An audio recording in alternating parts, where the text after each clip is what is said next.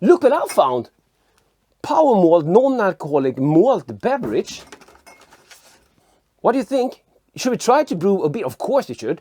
Let's try to brew a beer from this malt beverage. I haven't even tried this, but yeah, let's just get started.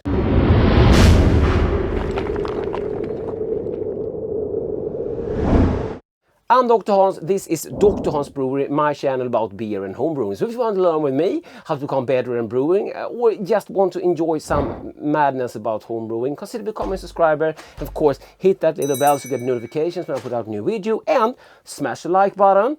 And as usual, if you're just here to troll, don't forget to hit the dislike button twice for double the impact. And also, if you like what I do here, I have Patreon, channel membership, or just buy me a beer. All links down below. Power malt, original recipe, brewed with 3 different malts, non-alcoholic malt beverage.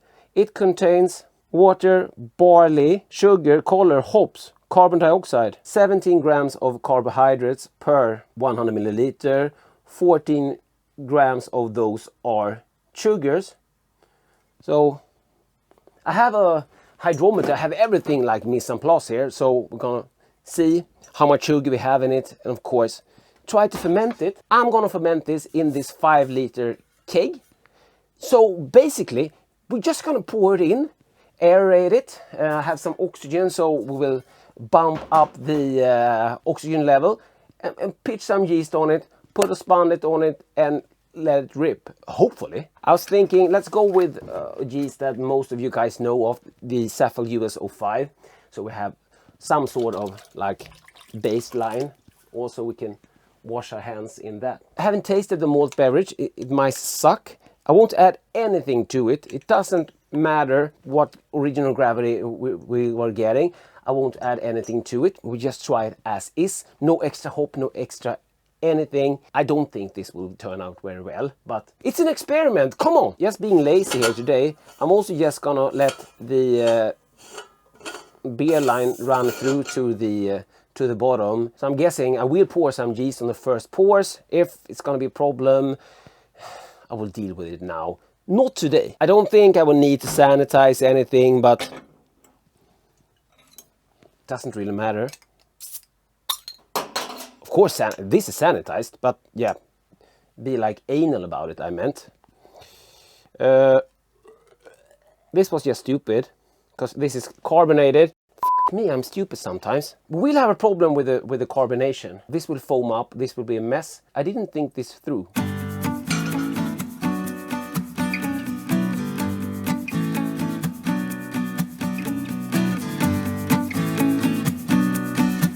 Okay, so now foam is almost up to the top here. I don't know if you can see anything. To spray this down also. I would use like a half packet of yeast. But aren't you over pitching? There's not such a thing. You don't have to worry. I could add it all, throw the rest away. Or I can use that as yeast nutrient, of course. Just gonna be really lazy here today. So I'm gonna put some oxygen on top here, and we can shake it.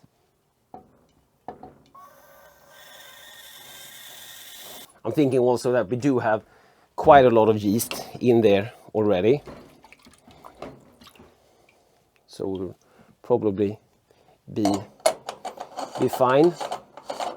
Something will happen, trying to get some sort of oxygen to the yeast. La cucaracha. Should we see if it's foaming everywhere?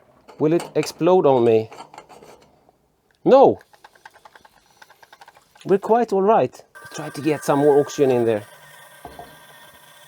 So we do have some sort of headspace now. Try to get that oxygen to dissolve into the beer. Why am I using oxygen? Because I have it.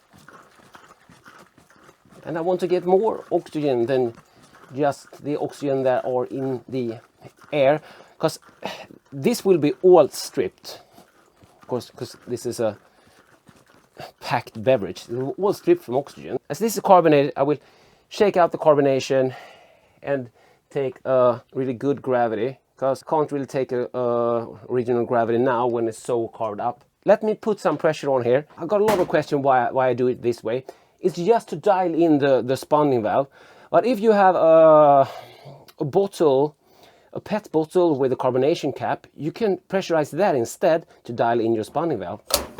When you dial in your spundit, take the thermometer off, or you will shoot it all over the room. So I'm just gonna start this around 20, doesn't really matter now, and I will push it up during fermentation. This little tube with water is just for reading the fermentation. You can see that we're bubbling here, means that I need to close it.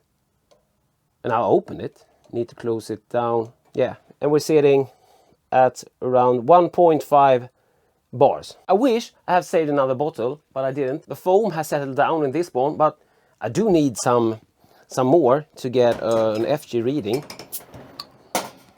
I also think we should taste this. So I got 11 bottles into the keg. Awesome.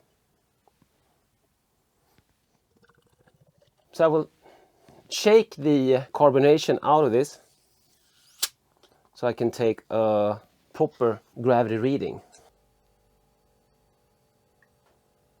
It's super sweet. I do want to know the SG. You will know in a bit.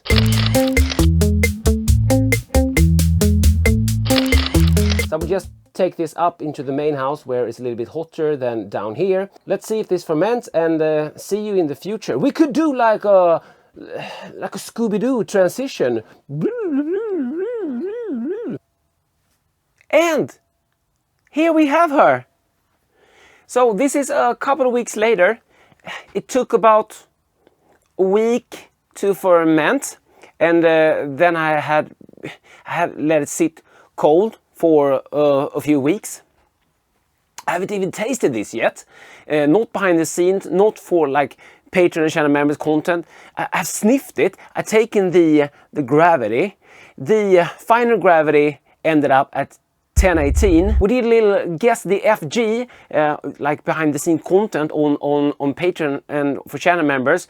And the winner who actually guessed the right FG of this beer is Brandon Murphy. Big shout out. 1018 might seem a little bit high, but this was 1072 original gravity, so it's not that bad actually. This was fermented under pressure at room temperature up in my main house, because it's a little bit colder down here. I think I started at around 1.5 bar, but I cranked it up for carbonation, and it looks beautiful. It is as dark as you see it. I can't see through it. Nice off-white head. It's more like a light beige, maybe. It actually smells really good also. And I didn't add anything, just the power malts and yeast. You saw that. It smells like beer. Slight fruity, malty. Yeah, let's just dive in. Cheers, guys. It is nice. It has some sweetness to it. A little bit remind me of a drink we have in Sweden called julmust and påskmust, which actually also is a beverage that contains malt and hops, but it's non-alcoholic. It is a little bit sweet, but it's not like a sweet stout, not that sweet, but it do have some sweetness.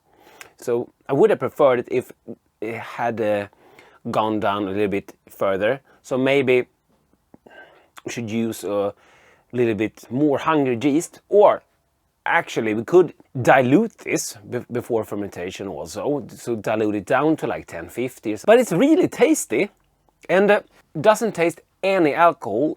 We do have like 7% alcohol here in this beer, so I'm gonna call this a success. So the power malt brewed. Have you any suggestion what you want me to brew with? comment down below. And if you haven't already, please consider becoming a subscriber. And of course, hit that little bell so you get notification when I put out a new video. Help out by smashing that like button. And if you want to support my channel and get some more epic content, why don't you check out Patreon, channel members, or just buy me a beer. All links down below. Cheers guys, and thanks for watching. See you in the next one. Dr. Hans out.